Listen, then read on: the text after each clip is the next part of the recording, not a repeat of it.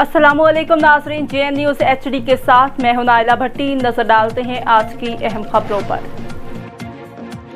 शुमाली वज़ीरिस्तान से ज़ैनुल्लाह खान की रिपोर्ट के मुताबिक ऑपरेशन से मुतासर होने वाले ताजरों के वफद का डिप्टी कमिश्नर रेहान गुल खटक और असिस्टेंट कमिश्नर खालिद इमरान से मुलाकात।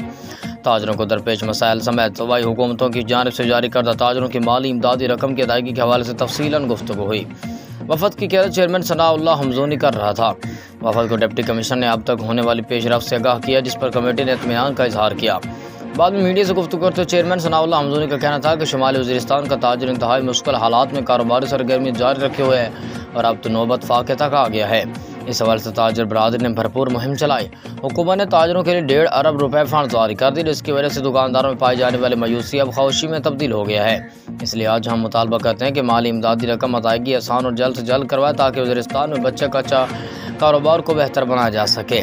सनाउल्लाह हमजोनी का मज़ीद कहना था कि सूबाई हुकूमत की जानिब से जारी करदा फंड्स में ताली ज़िला इंतज़ामिया का बड़ा अहम किरदार रहा है, जिस पर हम इंतज़ामिया के तमाम अफसरान के शुक्रगुजार हैं। उन्होंने डिप्टी कमिश्नर से मुतालबा किया कि माली इमदादी रकम की अदायगी जल्द से जल्द करवाए, ताकि दुकानदारों में पाई जाने वाली मायूसी ख़त्म हो सके।